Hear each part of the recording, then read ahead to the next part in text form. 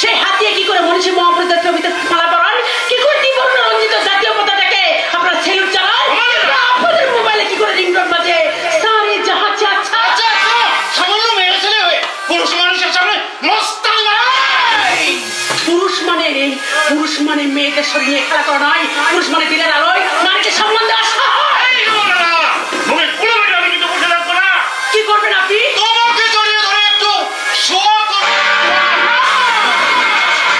যদি আমাকে ইট মারে না, আমি তাকে ফুল ছুরি মাইন্ডেড ফুলের সাথে কাছে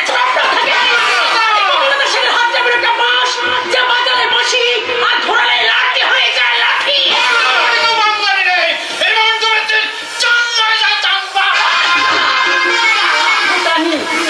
বেশি ফোকানি করতে এসেছে। আরে মাঠে গিয়ে না কবজির জোর লাগে, কবজির জোর লাগে। সে জোরটা মদের পোষে, মদ মাংস খেয়ে তৈরি হয় না, তৈরি হয় গর্ভধারিণী মায়ের বুকে।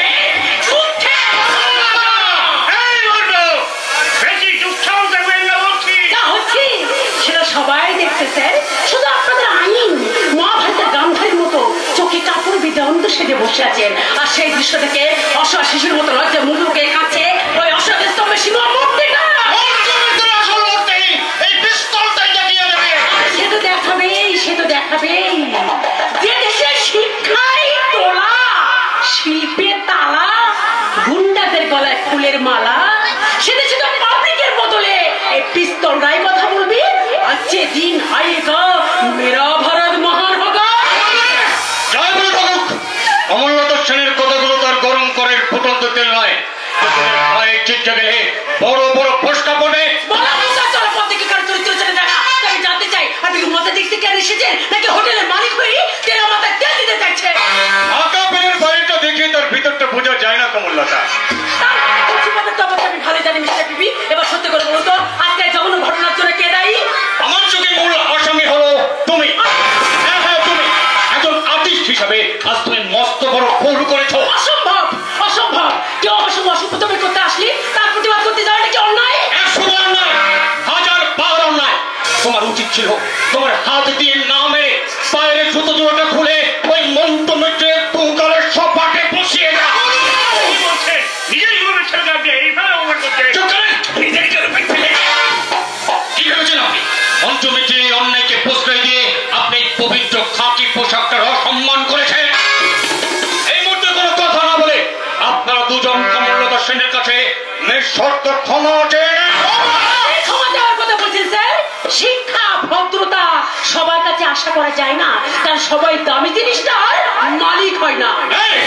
এই হোটেলের মালিক হিসেবে আমি শেষবারের মতো জানতে চাই, তোমরা ক্ষমা চাইবে না আমি আইনের সাহায্য নিতে বাধ্য?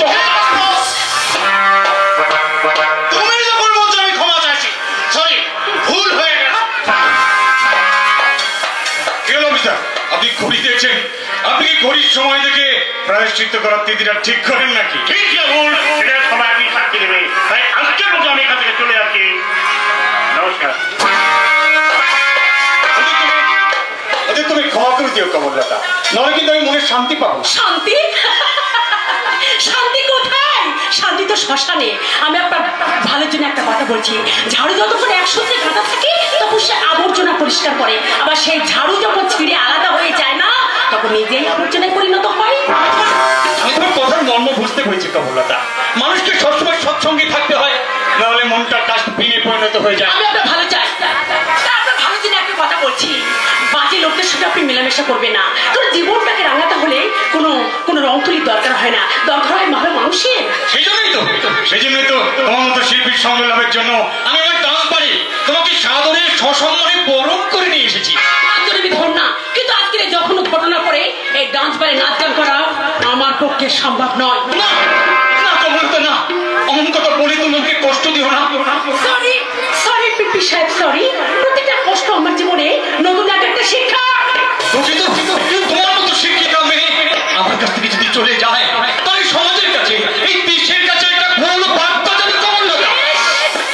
কোন দেশের কথা বলছেন স্যার? হ্যাঁ, কোন দেশের কথা বলছেন?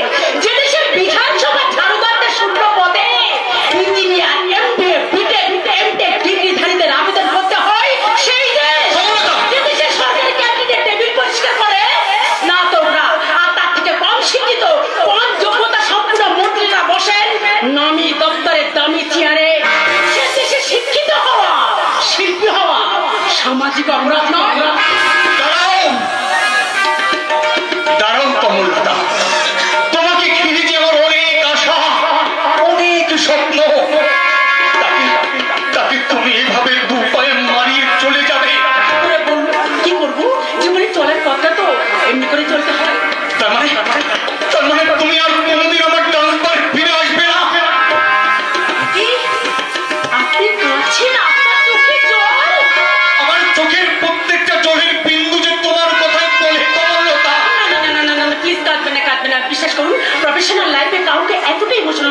করিনি। প্লিজ চোখের জলটা মুছো, চোখের জলটা মুছে সত্যি করে বলুন তো আপনার কি হয়েছে?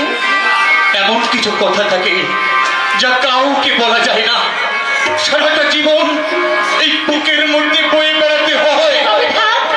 আর বলতে হবে না, কারণ আমি জানি মন খারাপের গল্পগুলো অল্প কথায় সারা যায় না। আগে হ্যাঁ, আমি শুধু বুঝি জীবনটা অনেকটা আর সম্পর্ক অনেকটা মেয়ের মতো। প্রয়োজনের তুলনায় বেশি বা কম হলে সম্পর্ককে বিচ্ছেদ করে দেয়। চলি, নমস্কার।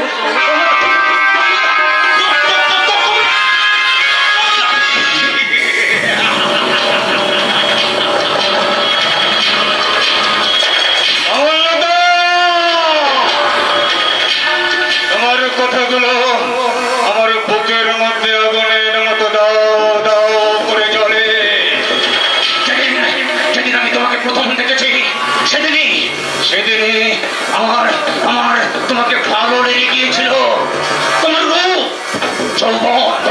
তোমাকে পাগল করে দিয়েছে। তোমাকে পাগল করে দিয়েছে।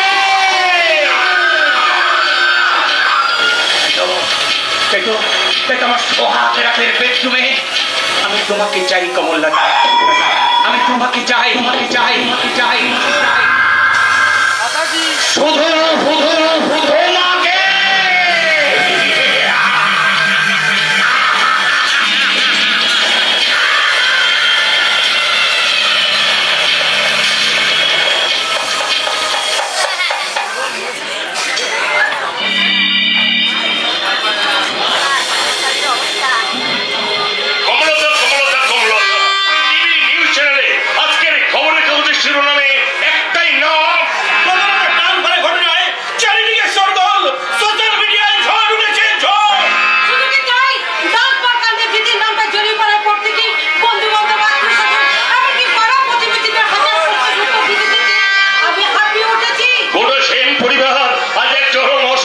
পরিস্থিতির মুখোমুখি দাঁড়িয়ে আছে।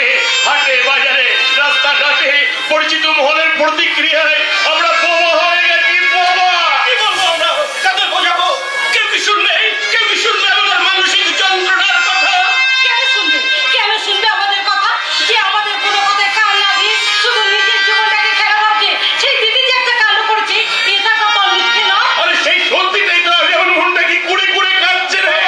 বাবা হিসাবে আমি যার জন্য গর্বিত, সেই আমাদের আদরের বড় মেয়ে কমলিকে নিয়ে সমাজে যে এইভাবে হইচই পড়ে যাবে এ আমি কোনোদিন ভাবিনি। দিদির মতো ভালো মেয়ের নামে এইভাবে সমালোচনার ঝড় বইবে। শুধু কি তাই? তোমরাই দেখো ওই ডান্স বাড়ি দিদি যে কাণ্ডটা করেছে তাতে আমাদের সকলের মুখটাই পড়েছে। ধূপের মতো তিলে তিলে পড়ে যে মেয়েটা এই সংসারে শুধু গন্ধ মিলিয়ে চলেছে, তার সম্পর্কে খারাপ কিছু শুনলে আমার বুকে বড় কষ্ট হয় রে বাবা, বড় ব্যথা লাগে, বড় ব্যথা। কষ্ট পেও না বাবা,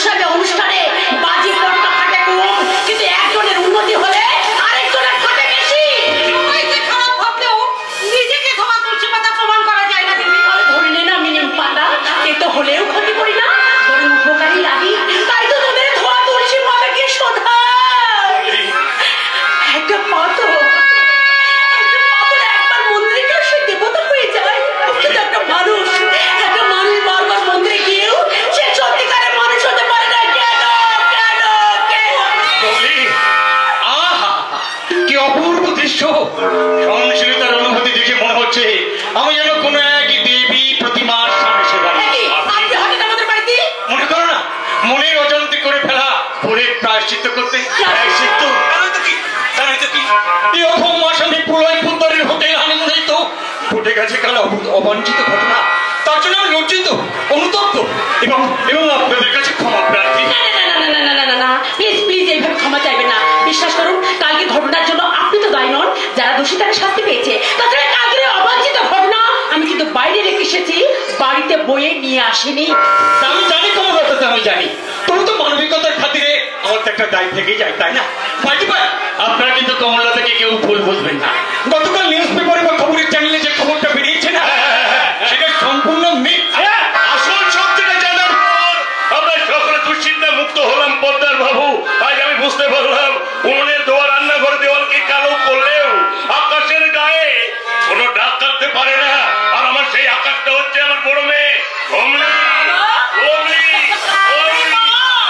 মুখ যদি যেমন প্রতিমা পছন্দ করা উচিত, তেমন মানুষ খোঁজা উচিত। আমার বড় মেয়ের মনে দেখে রে মা, মনে দেখে।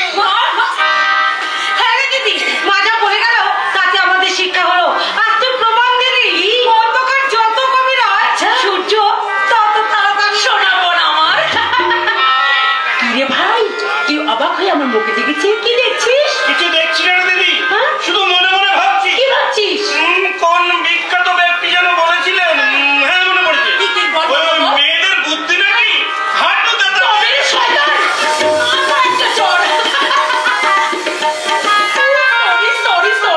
আপনি সেই তখন থেকে দাঁড়িয়ে আছেন, আপনাকে তো বলতেই বলা হয়নি। বসুন স্যার, বসুন প্লিজ, বসুন বসুন। তাতে কি হয়েছে?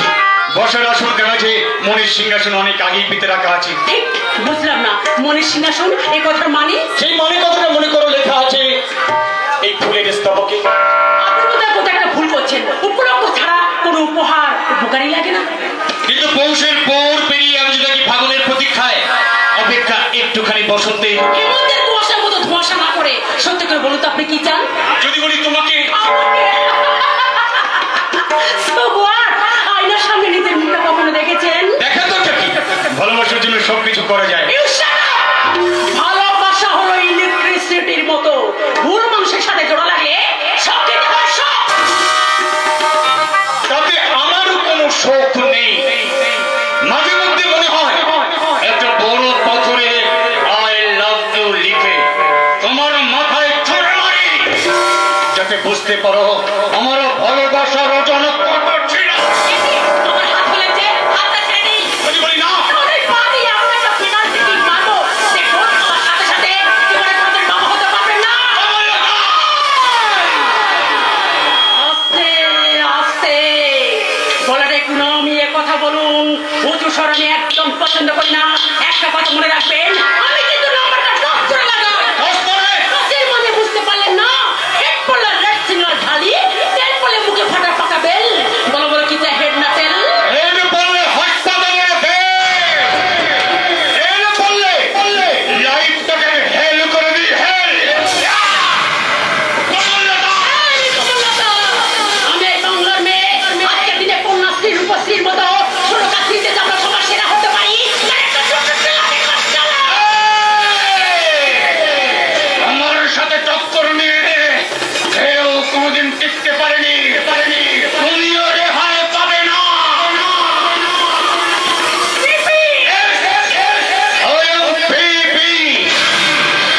আমরা থানা বানাই, থানা কোর্ট সাজাই, আইন তৈরি করি।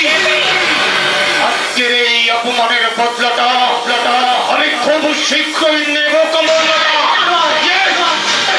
ও বশিরই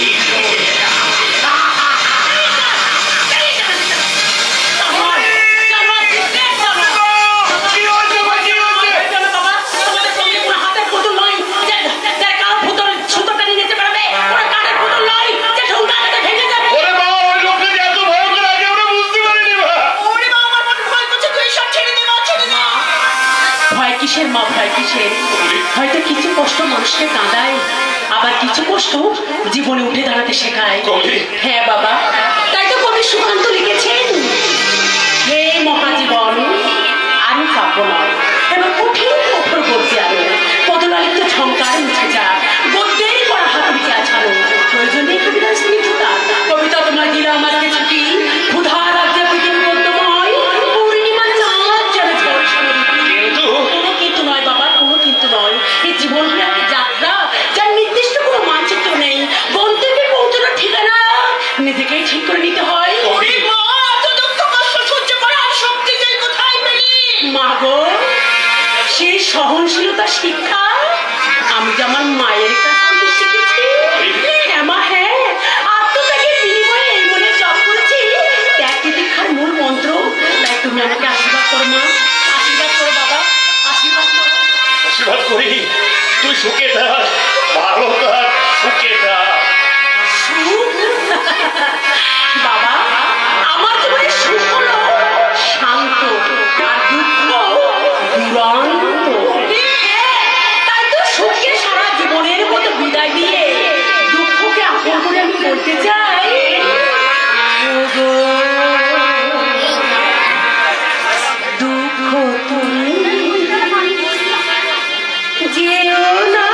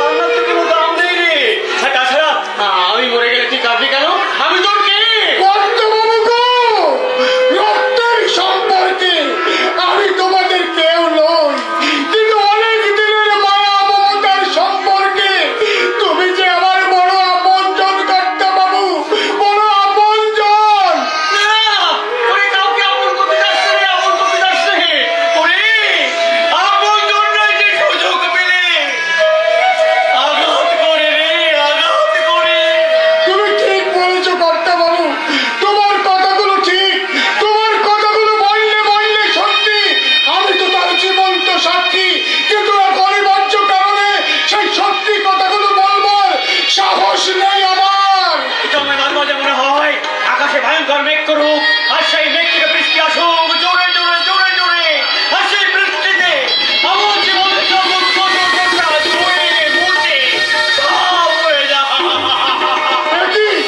তুমি কাঁদছো কর্তা বাবু, তুমি অমন করে কেঁদো না গো। তুমি শুধু এই খাবারটুকু খেয়ে নাও। এ আমার মাথার দিব্যি। তাহলে তো আমাকে খেতেই হবে, তুই আমাকে নিজে হাতে খাইয়ে দে, আমি খাবো।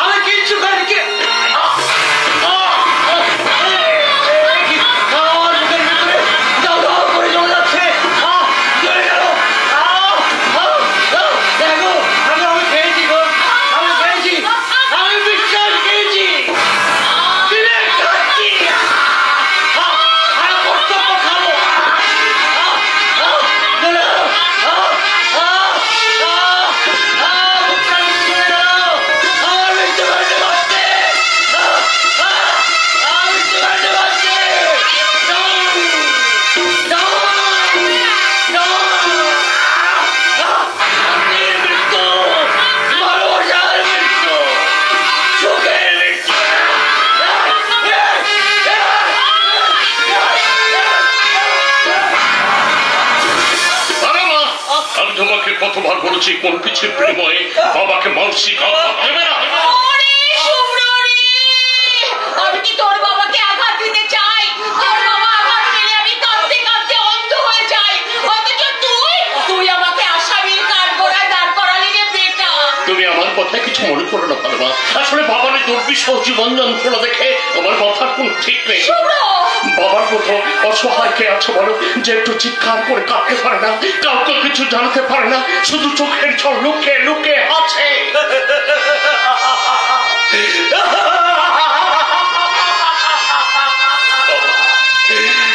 পৃথিবীটা কি অদ্ভুত, সুখ পেয়েও অনেকে সুখী হতে পারে না বাবা, আর অসুখী সুখী হয়ে যায়।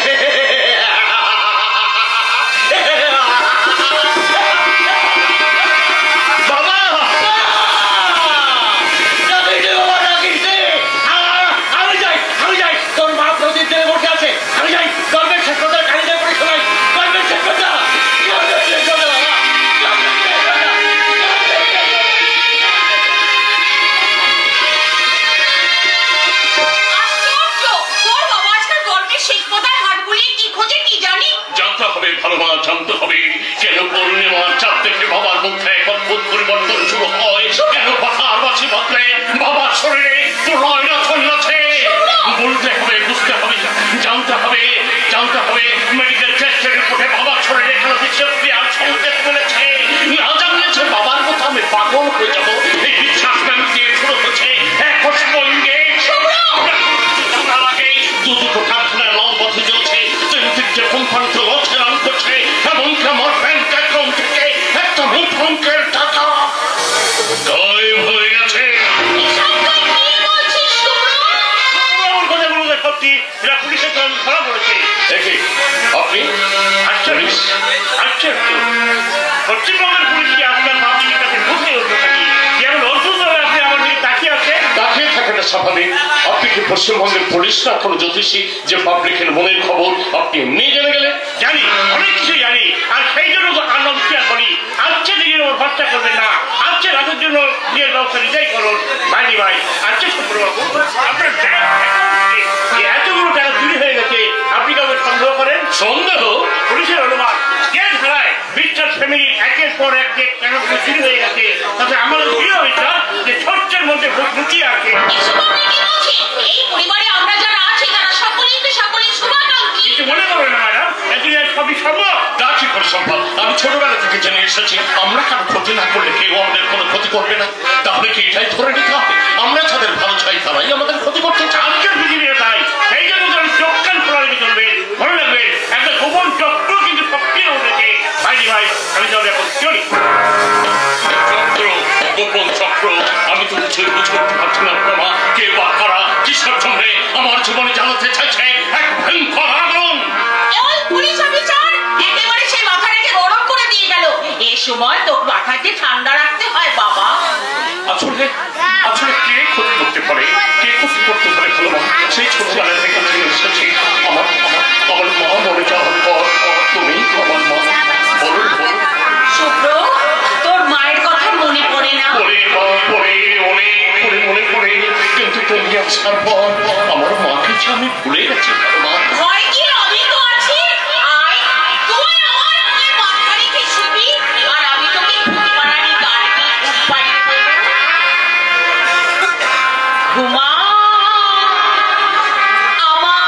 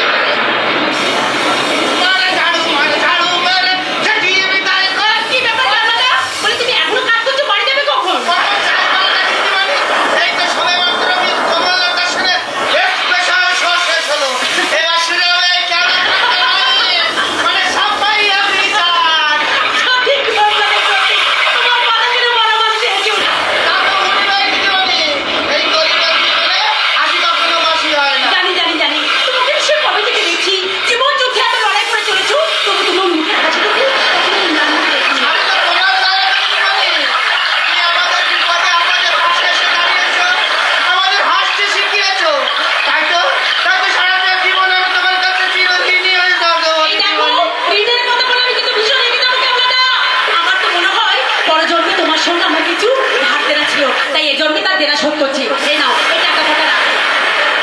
দিদিমণি এভাবে আমাকে আর কতদিন টাকা দেবে বলো দেখি? আমি দেওয়া কি বলো, সবই সে উপরওয়ালার ইচ্ছা। তাছাড়া আগে মায়ের পেটে জন্মানি বলি তুমি কি আমায় কখনো রাখো তো টাকা দাও? দিদিমণি সবাইকে আপন করে নেওয়া কত বড় মন তোমার। মনটা যে আমার অনেক কিছু করতে চাই ক্যাবলাদা, কিন্তু আমার সাথ থাকলেই সাধ্যে পুরোই না। যাক, ওসব কথা বাদ দাও। এই টাকা ফাঁকা রাখো, তোমার অসুস্থ বাবার কাজে লেগে যাবে। লাগবে মানে? নিশ্চয়ই লাগবে। তুমি ছিলে বলেই তো আমার অসুস্থ বাবাটা মৃত্যুর মুখ থেকে ফিরে এসেছে। আমার তুমি কাঁদছো ক্যাবলাদা? তোমাকে না কতবার বলেছি আমার সামনে কখনো তুমি চোখের জল ফেলবে না। দিদিমণি কেউ কাঁদলে আমার যে ভীষণ কষ্ট হয়। তাকে তুমি কেন না ক্যাবলাদা? তুমি কি বোঝো না? তুমি কি পারো না চোখের জলগুলোকে বাষ্পীভূত করে আকাশে বাতাসে উড়িয়ে দিতে? দিদিমণি সবাই যদি তোমার মতো ভাবতো, কিন্তু এ সমাজের ছেলেমেয়েরা নিজের কথা ছাড়া কারো কথা ভাবে না। ওদেরকে যে বলো, আমরা তো ওদের শেখাই। আমরা তো বলি লেখাপড়া শেখো, টাকা রোজগার করো, টাকা রোজগার করে মেশিন হয়ে ওঠো। আমরা তো শেখাই কি করে বড় হয়ে বেঈমান হতে হবে, এগুলো স্বার্থপর হতে হবে। কারণ তারপর ওরাই যখন বড় হয়ে স্বার্থপরের মতো আচরণ করে, তখন আমরাই ওদের আসামি সাজাই। ঠিকই বলেছো দিদিমণি, ঠিকই বলেছো। এই সমাজ সংসারে প্রত্যেকটা ছেলে মেয়ে শিক্ষার অভাব আছে। যাক যাক যাক, সেসব কথা এখন অনেকটা রাত হয়েছে। এই ঝড় বর্ষার মাঝে আমাকে আবার সাইকেল চালিয়ে অনেকটা রাস্তা যেতে হবে। আসি গো দিদিমণি। সাবধানে যেও।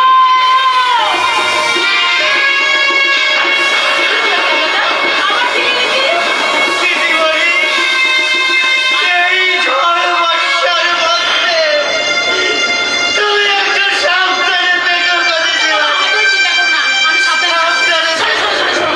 তুমি সাইকেলে যাচ্ছ, বৃষ্টি হচ্ছে, খুব জোরে বৃষ্টি হচ্ছে, কোথাও আমাকে ঢুকবে না কিন্তু। আর বাড়ি গিয়ে আমাকে ফোন করবে, হ্যাঁ? আচ্ছা দিদিমণি। Oh my God! না বাবা, আগে মাকে একটা ফোন করে নিই।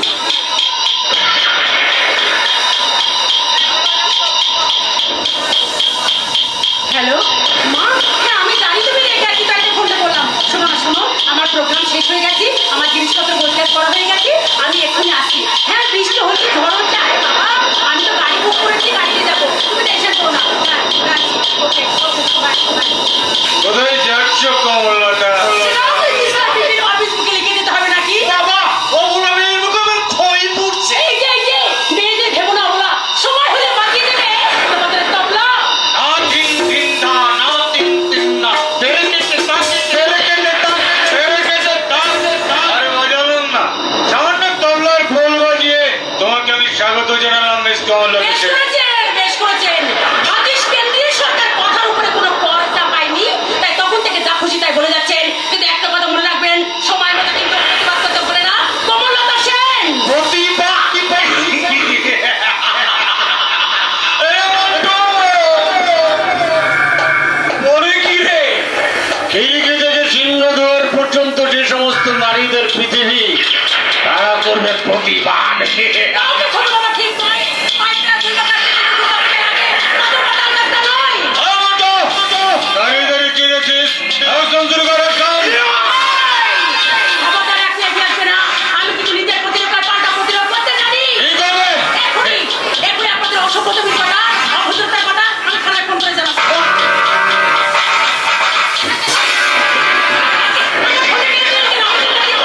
আর তুমি ফোন করতে পারবে না কমলতা। এই সুযোগে আমি আমার বদলাটা নিয়ে ফেলি। সেদিনের সেই অপমানের বদলাটা আজ আমি সুদে আসলে উসুল করবো। আমরা দেখবো যে আমার কি ক্ষতি করতে পারে। যারা আমাকে চেনে তারাই জানে জীবন যুদ্ধে হাতটা ছেড়ে দিই কমললতা সেন। এই জানোয়ার, হাতটা ছেড়ে দে, নইলে কিন্তু ধোয়া খাওয়া হবে না। বাচ্চা করে না, একটা অসহায় ভেড়া করে এভাবে সবাই করে নষ্ট করে না। দেখেছেন তো কমলতা রেগে গেলে না ভারী সুন্দর লাগে। আমি কিন্তু চিন্তা করে এখন লোক দেখবো।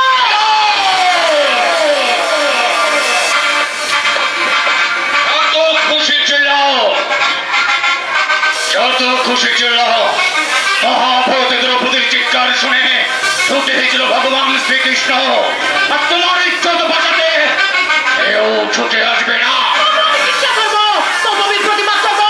আমার প্রতিবাদ করতে গিয়ে চারিদিকটা যদি খালি হয়ে যায়, তবু আমি প্রতিবাদ করবো।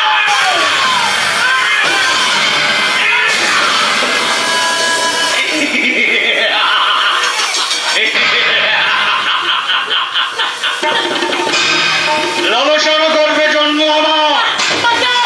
কে আছে আমাকে বাঁচাও! স্বাধীনতার আগুন ঘরে ভূমিষ্ঠ হয়েছি আমি, সেই সাথে পেয়েছি কুশিক্ষা, ওই সরে পেয়েছি কালো বাজারি, যৌবনে আমার বিচারের হাতে ধরি।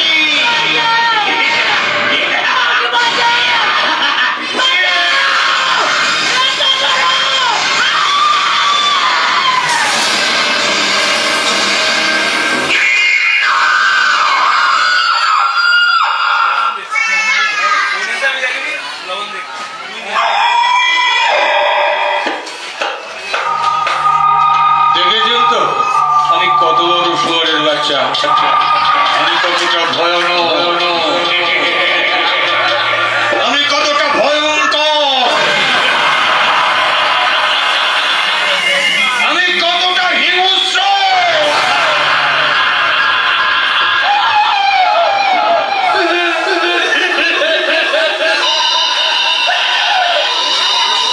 সকলই তোমারই ইচ্ছা, ইচ্ছাময়ী তারা তুমি, তোমার করো তুমি করো মা, লোকে বলে করি আমি,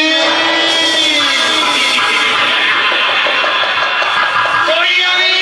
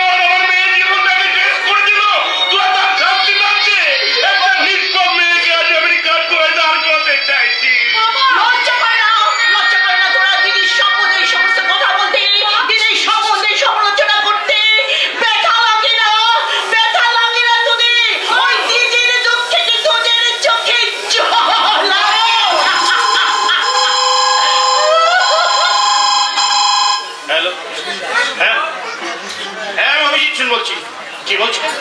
ও ডাক্তার বিশ্বাস, নমস্কার। নমস্কার স্যার। ডাক্তারবাবু, ডাক্তারবাবু। ও তাই, আপনি আসছেন, কি বলে যে আপনাকে ধন্যবাদ দেবো। আসুন আসুন স্যার, আসুন। বিখ্যাত সাইকিয়াট্রিক ডাক্তার বিশ্বাস আমাদের বাড়িতে আসছে। আমি কিছুতেই বিশ্বাস করতে পারছি না রে হবি, কিছুতেই বিশ্বাস করতে শুধু পারছি কি না। তাই, শুধুমাত্র একটা ফোন কলের মাধ্যমে একজন এত বড় ডাক্তার আজকের দিনে যে বাড়িতে আসতে পারেন, সে অবিশ্বাস্য ঘটনা। যাই ঘটুক না কেন, ভগবানের কি অদ্ভুত লীলা, ডাক্তার বাবু আসছেন আমাদের বাড়িতে, এর চেয়ে বড় খবর আর কি হতে পারে? আগে মন্দ না তো ভাবো, ডাক্তার এলেই যে সব সমস্যার সমাধান হয়ে যাবে, তার গ্যারান্টি কে দেবে? তারপরে বাবু, তোমাদের বুকে জল মানে আবার কি? ওই ডাক্তার বাবু এলেই যে তোমাদের এই বুকে জল মহারানী কমলাতা দেবী আবার কিভাবে ন্যায় দেখো? মরণ উপরে আর খাড়ারে খাওয়াতিস না রে বউ, ছোট বড় হয়ে ওই দিদির উপরে তোর কেন যে এত হিংসা? আমি হয়ে তা বুঝতে পারি না। মাগো, আমি বুঝে দিয়েছি মা, এবারে বড় মেয়ে তোমার কাছে গলার মালা, আর ছোট মেয়ে এই আমি ওই নদীর জলে ভেসে আসা একটা পচা শ্যাওলা। এ মৌ, বাবা মায়ের মনটাকে অত ময়লা ভাবিস না রে। ওরে নিজের দিদির এই অবস্থার সময় কি ভাষায় কথা বলতে হয় সেটাও তুই ভুলে গেছিস। বিষয় কেমন অদ্ভুত, সময় যেটুকু ঘোরায় মানুষ ততটাই ঘুরে, বাকিটা স্মৃতি হয়ে রয়েছে মানুষের জীবনে। আপনি যে ঘটনাটি বলেন আমার মধ্যে লিখে থাকা আমিটা আসলে কে? না না না বাবা, এখন তোমাকে ঠিক চুন উঠতে পারছি না। তাতে কিন্তু আমার বৃত্তান্ত অস্বস্তি নেই। আমি কিন্তু বলো, তুমি কে বলো না। আরে আমরা খুব অস্বস্তির মধ্যে আছি, বলো না তুমি কে। চেনা চেনা মনে হচ্ছে, কোথায় যেন দেখেছি। হ্যাঁ দেখেছেন তো নিশ্চয়ই, তবে সেই চেনা মুখটা হারিয়ে গেছে, অচেনার ফিরে চিনতে পারাটা উচিত, কিন্তু এই মুহূর্তে চিনতে পারছি না। হ্যাঁ মনে করুন, মনে করুন, খোঁচা খোঁচা ধারী খদ্দরের পাঞ্জাবি গায়ে একটা পাতলা ছিপছিপ ছেলেকে, ছিপছিপে ছেলে, সেদিনকে সেই ছেলেটার সঙ্গে আজকের ছেলেটা আকাশ সমান তফাৎ। আচ্ছা, সেই ছেলেটাকে মাঝে মাঝে মধ্যে আমাদের বাড়িতে আসতো। কি জানি কি করতো। আচ্ছা, সেই পাতলা ছিপছিপে ছেলেটা কি খুব ভালো গান গাইতে পারতো? ভালো গান গাইতো কিনে জানি না, তবে ভালোবেসে মন দিয়ে আপনার কাছে গান শিখতো, গান শিখতো। যে দেখুন তো সেই মুখটার সঙ্গে আজকের এই মুখটার মেয়ে খুঁজে পান কিনা মাস্টার। তবে কি তুমি আমার সেই খুব প্রিয় ছাত্র? ও মনে পড়েছে, মনে পড়েছে, শুভ। এই তুমি শুভ না? আপনাদের আশীর্বাদে সেই সুভাষ ডক্টর সুব্রমণির বিশ্বাস হয়ে উঠেছে। এতগুলো বছর পর তোমার সাথে যেভাবে দেখা হলো। না, খিদে পেয়েছে, দরজা করছো। আজ মস্ত বড় ডাক্তার হয়ে উঠেছে। সত্যি অদ্ভুত লাগছে, এতদিন পরে তোমার সাথে যে এইভাবে দেখা হবে তা আমরা কল্পনাও করতে পারি। হ্যাঁ, হ্যাঁ, চুমুদা, আর তুমি যা দেখালে, তাতে তো আমরা সবাই অবাক হয়ে গেছি। আমি আরো অবাক হয়ে গেছি, যে বাড়িতে আমি গান শিখতে আসতাম সেই বাড়ি কেউ আমাকে প্রথম দেখায় চিনতেই পারলো না। না, না, বাবা, না, আসলে একটা মর্মান্তিক দুর্ঘটনায় আমরা কেউ ভালো নেই, বাবা। হ্যাঁ এবার তো একজন যে মর্মান্তিক ভাবে অসুস্থ সেটা আমি ফোনে জেনেছি, কিন্তু কার কি হচ্ছে সেটা যদি একবার সে কথা শুনলে বাবা তুমি খুব কষ্ট পাবে। তবু বাবা হয়ে আমি বাধ্য হয়ে তোমাকে বলছি, আমার বড় মেয়ে কমলি বর্ষা বাদল রাতে। আমি কি শুনলাম? আমি নিউজ পেপারে পাঠ্যাংশের রেফার ঘটনা পড়েছিলাম, সে আর কেউ নয়, সে আমার কমললতা। ও তুমি কি ভাবছো? আমি ভাবছি একটা ফুলের মতন স্বপ্নের জীবনে এত বড় একটা ঝড় বয়ে গেল, অথচ কেউ একটু সাহায্য করতে এগিয়ে এলো না। আমি আরো ভাবছি যার সঙ্গে আমি ছোটবেলায় গান শিখেছি, কত পরিশ্রম করে ঘোরা করেছি, তার জীবনের উপর দিয়ে একটা বিধ্বংসী প্রলয় লাগানো হয়ে গেল, অথচ আমি কিছুই করতে পারি না। আমার কুমড়ির যে কি করুণ অবস্থা, তুমি নিজের চোখে না দেখে বুঝতে পারবে না, বাবা। আমি বুঝতে পারছি কমলতার আগের মতো নিজেকে নিজের সঙ্গে মেলাতে পারছে না। হ্যাঁ বাবা তুমি ঠিক ধরছো, ঠিক ধরছো। আমার সেই কমলি, এই কমলির চেয়ে যেন অনেক দূরে হারিয়ে গেছে। সব সময় সে একা একা থাকছে। হ্যাঁ, সুকথা ঠিকঠাক খাওয়া দাওয়া করছে না। শুধু কি তাই, স্ত্রীর দৃষ্টিতে তাকিয়ে আছে, আর মাঝে মাঝে শরীরটা কেঁপে কেঁপে উঠছে। এভাবে দীর্ঘদিন থাকতে থাকতে ও কিন্তু এক সময় পাগল হয়ে যাবে। তাই এখন আমাদের এই মুহূর্তে একটাই কাজ, ও কেমন আছে, কোথায় আছে, কিভাবে আছে সেটা জানানো আমার ভীষণ জরুরি দরকার। তাহলে দেখবে, দেখবে চলো আমার কমলি কেমন আছে। আরে এসো এসো, তুমি দেখবে কেমন আছে আমার।